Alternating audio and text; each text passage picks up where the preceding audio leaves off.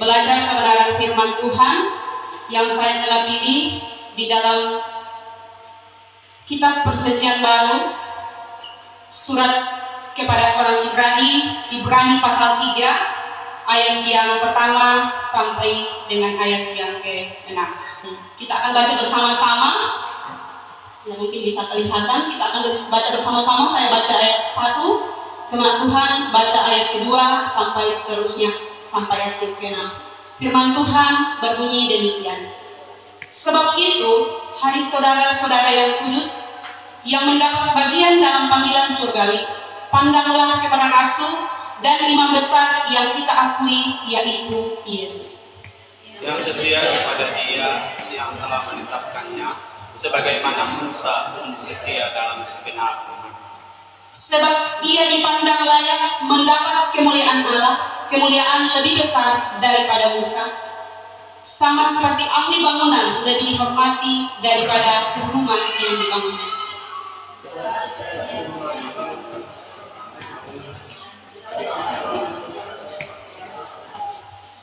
Dan Musa memang setia dalam segenap rumah Allah sebagai pelayan untuk memberi kesaksian tentang apa yang akan diberitakan kemudian. Yesus setia sebagai anak yang bertanggung jawab atas semuanya, berpegang teguh pada kepercayaan dan kekeraman yang kita agapkan. Ya, puji nama Tuhan. Amin. Firman Tuhan yang menjadi tema kita pada saat ini adalah lebih besar dari Musa. Lebih besar dari Musa, ya. Siapakah yang lebih besar dari Musa? Kita akan belajar bersama-sama dari firman Tuhan pada saat ini. Kita bisa melihat bahwa dalam tulisan atau surat Ibrani ini, kenapa penulis surat Ibrani, ya, yaitu Rasul Paulus, menulis surat kepada jemaat yang ada di Ibrani? Apa tujuan? Jadi mengapa Rasul Paulus menulis surat ini? Karena orang Ibrani mendapat godaan, ya, supaya mereka kembali kepada agama Yahudi yang mementingkan apa? Pelaksanaan ritual agama dan moral atau hukum Taurat. Jadi itu mereka akan kembali ke sana. Itulah sebabnya Rasul Paulus menulis surat ini kepada jemaat di Ibrani, yang biasa disebut dengan legalistik. Legalistik artinya berusaha mentaati hukum untuk mendapatkan kasih karunia Allah. Berusaha untuk mentaati hukum atau tradisi-tradisi atau adat istiadat nenek moyang supaya dia mendapat kasih karunia. Itulah disebut dengan legalistik. Dia mencoba untuk mendapat perkenanan Tuhan dengan caranya sendiri, dengan perintah manusia. Di dalam Kolose, coba minta dengan kasih Bapak Ibu yang bisa membacakan untuk kita Kolose 2 ayat 22 dan 23.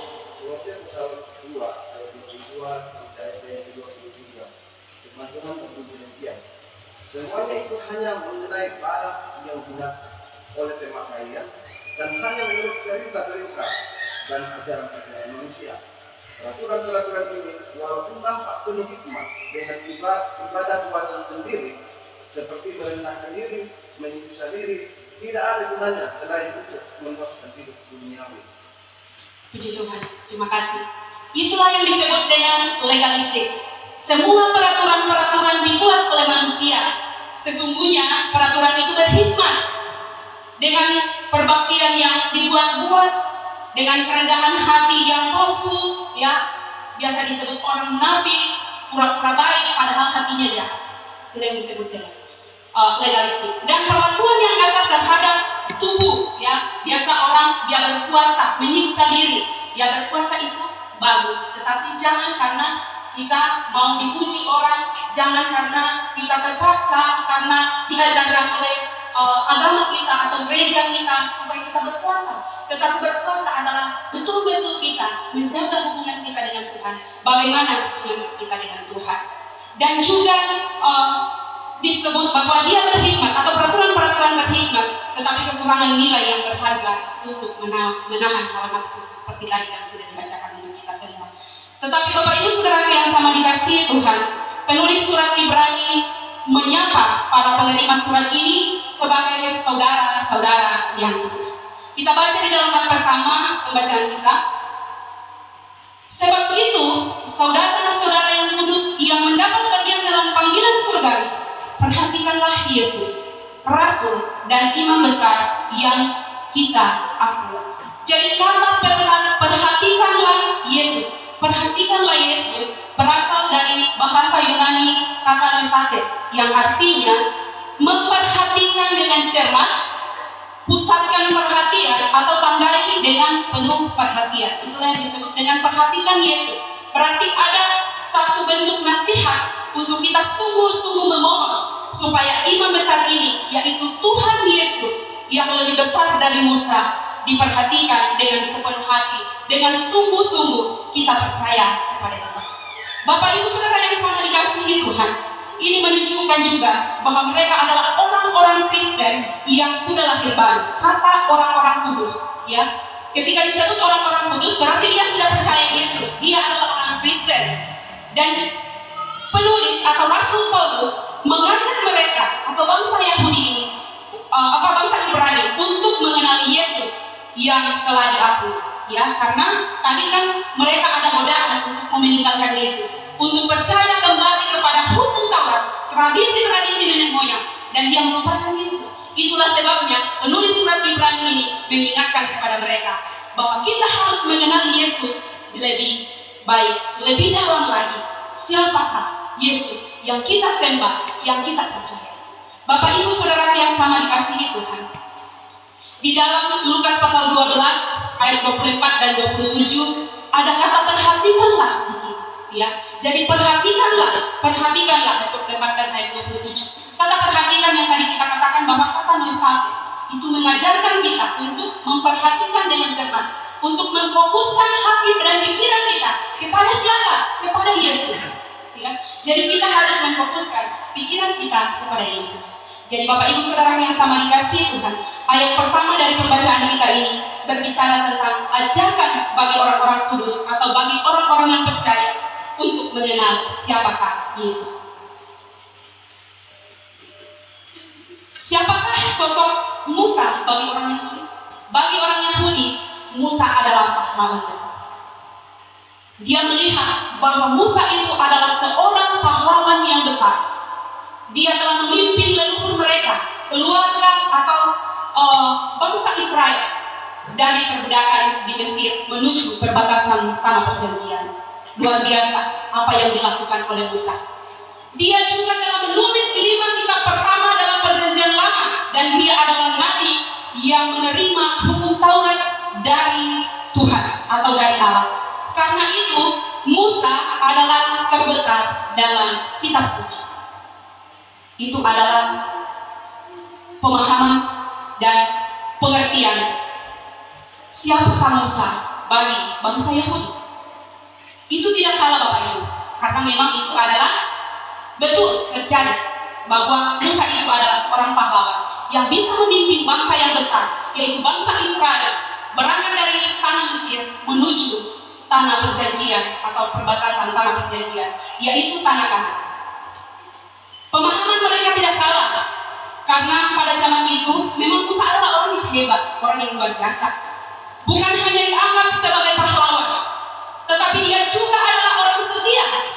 Musa setia pada panggilan Allah, bukan hanya untuk melepaskan bangsa Israel, tetapi juga mempersiapkan jalan bagi Sang Mesias. Ayat 5 pembacaan kita dikatakan, dan Musa memang setia dalam segenap rumah Allah sebagai pelayan untuk memberi kesaksian tentang apa yang akan diberitakan kemudian.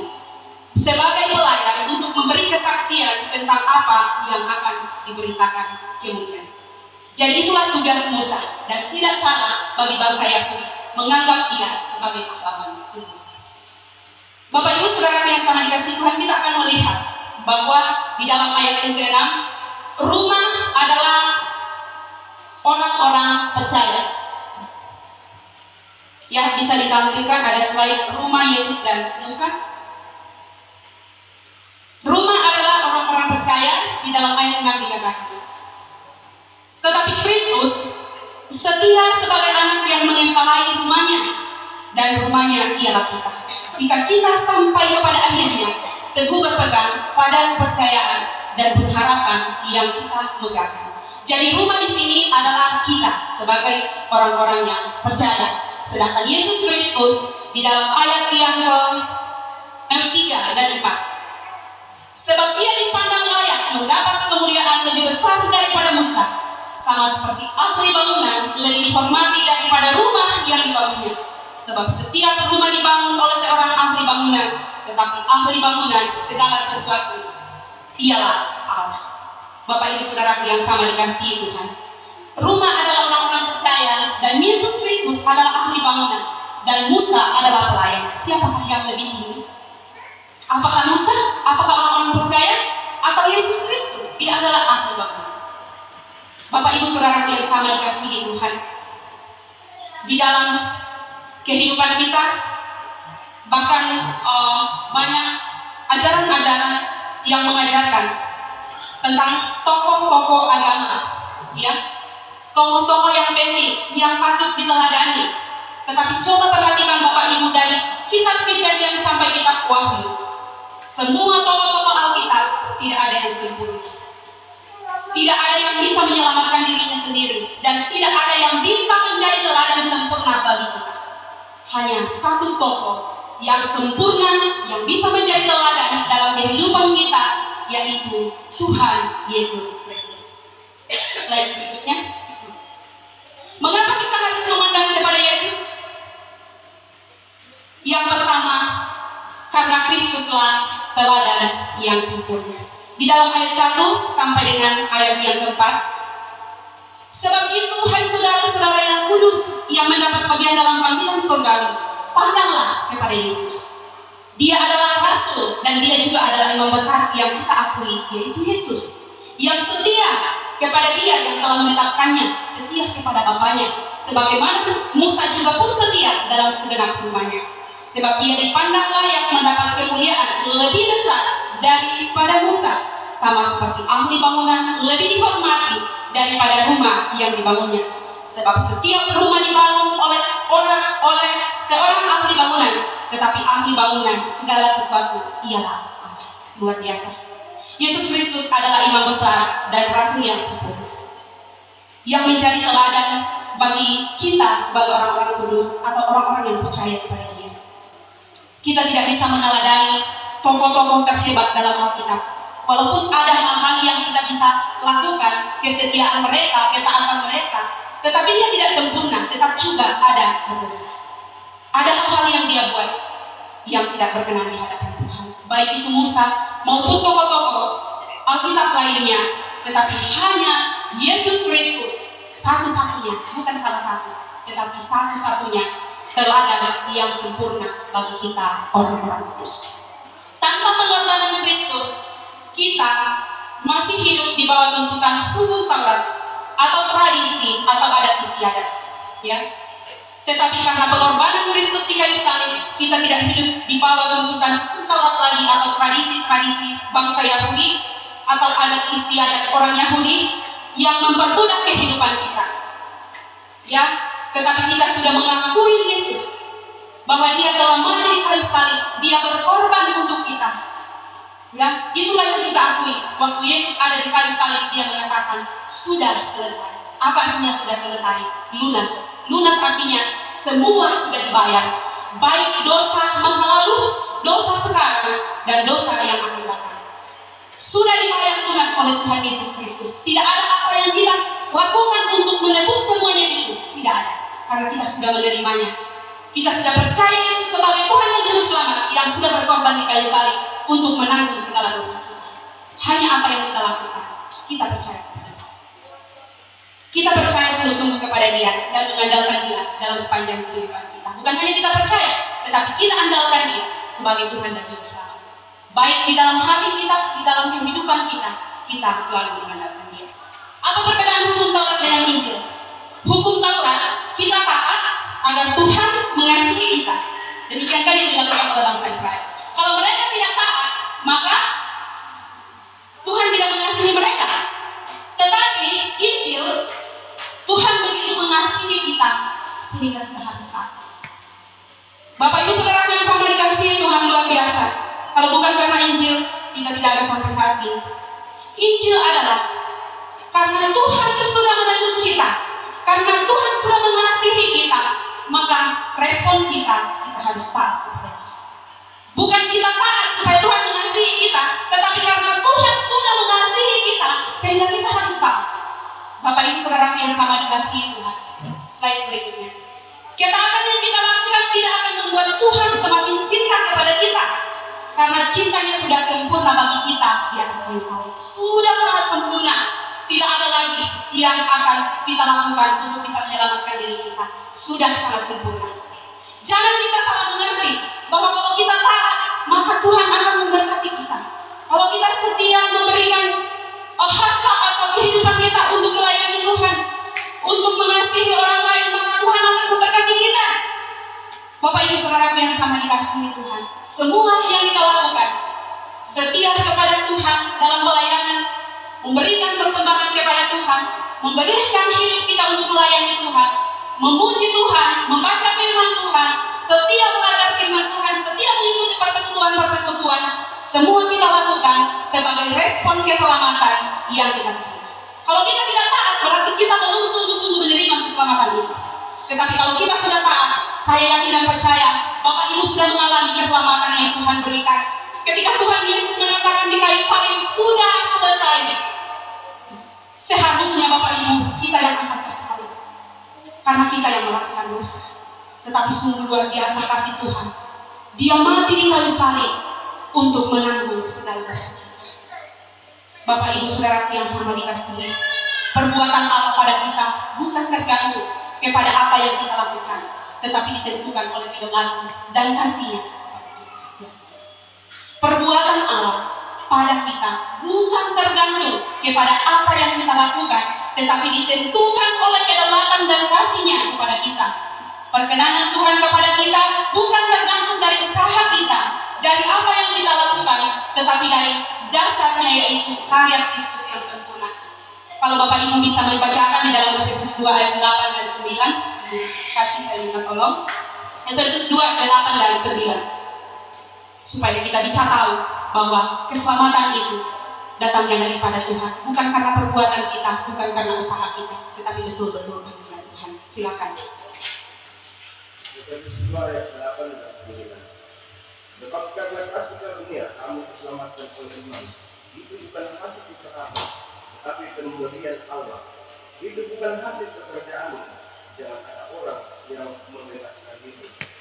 Luar biasa. Apa yang kita mau sombongkan, apa yang kita mau megahkan, apa yang kita mau banggakan.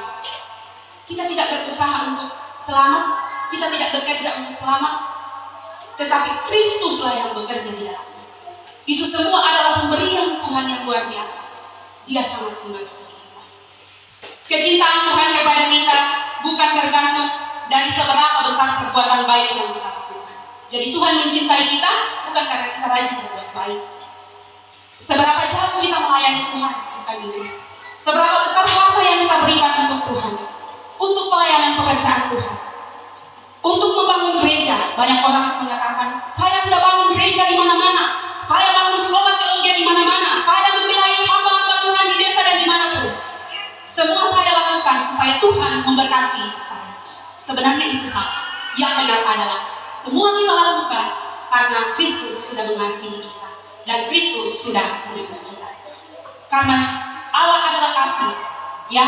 Karena Ia adalah Allah yang kasih, yang telah menyerahkan hidupnya secara sempurna bagi kita. Yesus patut menerima penghormatan yang lebih besar sebagai tokoh iman utama dibandingkan dengan Musa. Itulah sebabnya kenapa Yesus lebih besar daripada Musa. Ya, walaupun bangsa Yahudi menganggap bahwa Musa adalah pahlawan yang besar, tetapi kita sebagai orang-orang kudus, sebagai orang-orang yang percaya, harus tahu bahwa Yesus lebih besar dari Musa. Hanya Musa adalah seorang manusia yang menjadi hamba. Yesus bukan sekadar manusia, tetapi Dia juga Allah. Di dalam ayat yang pasal 1 Ibrani 1 ayat yang ketiga dan keempat dikatakan, Ia adalah cahaya kemuliaan Allah dan gambar wujud Allah, dan menopang segala yang ada dengan firman-Nya yang penuh kekuasaan. Dan setelah ia selesai mengadakan penyucian dosa, ia duduk di sebelah kanan yang besar, di tempat yang tinggi, jauh lebih tinggi daripada malaikat-malaikat, sama seperti nama yang dikaruniakan kepadanya jauh lebih indah daripada mereka. Luar biasa.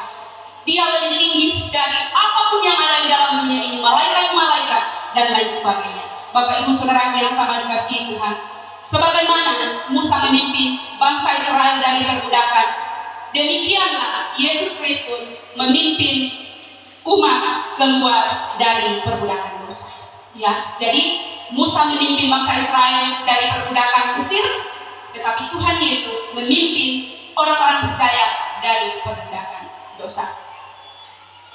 Orang-orang yang sudah mengalami kasih Tuhan, seperti yang tadi saya katakan, bahwa orang-orang yang sudah mengalami kasih Tuhan pasti akan melakukan segala pekerjaan, segala usaha, segala pelayanan dengan sukacita. Karena bukti dari sukacita itu adalah kita terlibat aktif di dalam pelayanan dengan motivasi yang benar. Bukan mengharapkan imbalan, bukan mencari keuntungan. Saya ingat waktu kami ada seminar hamba-hamba Tuhan di Galesong, saya selalu ingat tahun 2012 ya, ada seminar di Galesong, dan saya mengingat kata Bapak Pendeta Ruben Suko yang mengatakan, jangan jadikan pelayanan sebagai tempat bisnis atau cari keuntungan. Kita melayani Tuhan dengan tidak mengharapkan apa-apa, karena kita sudah percaya bahwa Tuhan Yesus sudah mati di kayu salib. Mari baca supaya lebih jelas di dalam Roma 8 ayat 32. Ia yang tidak menyayangkan anaknya sendiri, tetapi ia menyerahkannya bagi kita semua tanpa terkecuali. Bagaimana mungkin ia tidak akan mengaruniakan segala sesuatu kepada kita? Segala sesuatu itu apa? Semua makanan, minuman, kebutuhan kita, ya, keselamatan Tuhan sudah berikan. Saya yakin dan percaya kehidupan kita juga akan dipelihara oleh Tuhan. Asalkan apa? Kita hidup berjalan bersama-sama dengan Kristus. Sebagai ilustrasi kesaksian saya secara pribadi, bagaimana perjalanan hidup saya bersama-sama dengan Tuhan. Saya merasakan bahwa begitu Tuhan sangat mengasihi saya. Kenapa saya betul-betul mengorbankan kehidupan saya untuk melayani Tuhan? Karena saya begitu merasakan kasih Tuhan dalam hidup saya. Saya dari kecil, orang tua bercerai dari umur 18 bulan. Saya dipelihara oleh ibu saya. Didikan orang tua berbeda dengan didikan anaknya dengan ibu. Pasti kalau ayah pasti tegas, tapi kalau ibu berbeda. Dalam perjalanan kehidupan saya bisa sekolah sampai tamat SMP, dan waktu itu Bapak Pendeta William Pelipus memperkenalkan sekolah teologi di Gentengan, dan saya masuk di situ. Awalnya tidak ada niat, tapi waktu itu saya tertarik bukan mau melayani Tuhan, tapi saya tertarik dengan sekolah. Karena waktu itu Bapak Pendeta William memperkenalkan sekolah, tapi gambarnya STT Jeffrey, dan saya tertarik dengan itu. Awalnya bukan karena mau melayani Tuhan, hanya mau sekolah.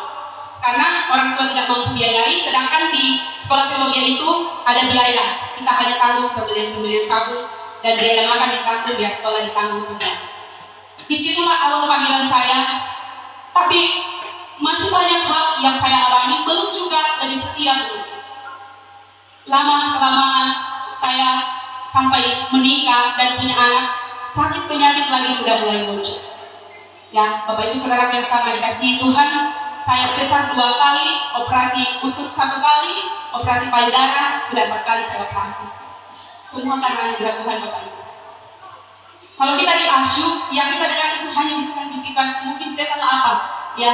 Sampai waktu saya operasi usus itu hari, saya melihat ada anak kecil yang meninggal, saya lihat segini, padahal dia besar, berarti jiwa saya atau pikiran saya itu sudah kecil.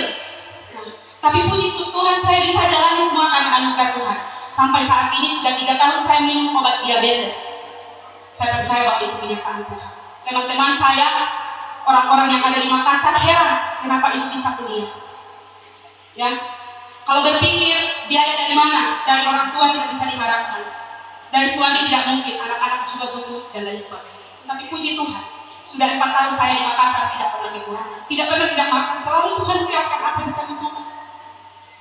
Saya tidak meminta kepada mama saya kalau saya butuh uang, saya tidak minta kepada suami saya. Saya datang kepada Tuhan. Tuhan, Kau sudah menyelamatkan saya. Saya percaya semua Tuhan siapkan untuk saya. Kalau saya sakit, saya tidak minta kesembuhan dari Tuhan, saya hanya minta kekuatan. Contohnya diabetes. Semua orang katakan, bahkan dokter juga katakan tidak bisa sembuh.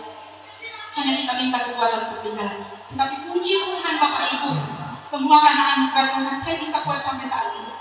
Waktu saya operasi usus, 2 bulan saya tidak bisa melayani. Tapi waktu itu sudah 1 minggu atau 2 minggu kami pulang dari rumah sakit, saya sudah bisa berdiri, saya bilang sama Bapak, saya mohon Pak. Dan saya betul-betul menyerahkan hidup saya untuk melayani Tuhan. Saya tidak mencari sesuatu, saya tidak mencari perkenan Tuhan, tapi saya percaya, saya lakukan karena Tuhan sudah mengasihi saya. Bapak Ibu Saudara yang sama dikasihi Tuhan, karena Kristus tinggal di dalam kita. Sebagai orang yang percaya, maka kita harus bisa memiliki keberanian dan pengharapan sampai kepada akhirnya. Kita diselamatkan bukan karena ketekunan kita, bukan karena keteguhan iman kita saja, tetapi keberanian dan pengharapan kita memang menunjukkan bahwa iman kita nyata. Tanpa kesetiaan yang kita terus-menerus ini, kita bisa diombang-ambingkan oleh pencobaan. Ajaran sesat atau penganiayaan, seperti dikatakan di dalam Ibrani pasal 3 ayat yang ke-14, karena kita telah beroleh bagian di dalam Kristus, asal saja kita teguh berpegang sampai kepada akhirnya pada keyakinan iman kita yang semula. Awalnya kita percaya Yesus dan menerima Dia sebagai Tuhan dan Juru Selamat. Mari kita pegang teguh bahwa hanya Yesus satu-satunya yang bisa menyelamatkan saya.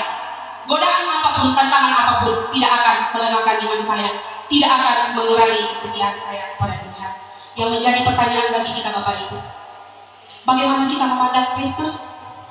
Apakah kita pandang Dia sebagai Tuhan dan Juru Selamat kita? Apakah Kristus sebagai salah satu sumber sukacita kita? Ataukah Kristus adalah segala-galanya bagi kita? Apakah masih ada aturan agama, tradisi, atau adat istiadat yang mengikat dan membelenggu kita? Apakah Kristus sudah menjadi teladan sejati dalam kehidupan kita? Sebagai respon, jika hari ini kita masih memandang Kristus sebagai salah satu sumber pertolongan kita, atau kita masih mempercayai tradisi-tradisi dari leluhur kita, atau dalam pelayanan kita masih memiliki motivasi yang salah, kita perlu bertobat dan kembali kepada Yesus. Kita harus memandang kepada Dia, memberikan perhatian kita kepada Dia sebagai rasul dan imam bagi kita sebagai orang-orang kudus. Harus kita lakukan yang kita bisa praktekkan dalam sepanjang kehidupan kita, bahwa melalui karya Kristus kita telah bebas dari tuntutan hukum Taurat, dan hidup kita ada di dalam anugerah. Apapun yang kita lakukan, itu semua adalah respon keselamatan. Kita tidak perlu lagi mempercayai tradisi-tradisi yang mempengaruhi iman kita kepada Kristus, karena Kristus adalah satu-satunya Juru Selamat kita yang kita andalkan dalam hidup kita. Ketaatan kita bukan menyogok Tuhan untuk mendapat berkat-Nya, tetapi karena kita sudah mendapat semuanya di dalam Kristus Yesus. Seperti yang tadi saya katakan, bahwa kalau saya mau menyogok Tuhan supaya Tuhan memberkati saya, menyembuhkan saya dan menguatkan saya tidak menyogok. Tetapi apa yang saya percaya, bahwa Yesuslah segalanya bagi saya. Pelayanan kita bukanlah bayar harga sebagai balas budi kepada Tuhan, tetapi kita harus menghidupi Injil Kristus. Kristus sudah mati di kayu salib, bahkan Dia dikuburkan, dan pada hari yang ketiga Dia bangkit dari antara orang mati. itulah yang kita percaya, itulah yang kita agungkan dalam sepanjang kehidupan kita, karena Dialah segalanya dalam kehidupan kita. Kita berdoa. Terima kasih Tuhan untuk kebenaran firman-Mu yang telah kami dengarkan bersama, kiranya tidak berlalu begitu saja, tetapi kami mengerti dan kami melakukan dalam sepanjang kehidupan kami. Terima kasih atas firman-Mu, kiranya Engkau selalu ingatkan dalam sepanjang hidup kami. Dalam nama Tuhan Yesus kami berdoa dan mengucap syukur atas firman Tuhan pagi hari ini. Haleluya. Amin. Ya, saya akan mempersembahkan pujian untuk Tuhan sebagai penutup dari khotbah saya.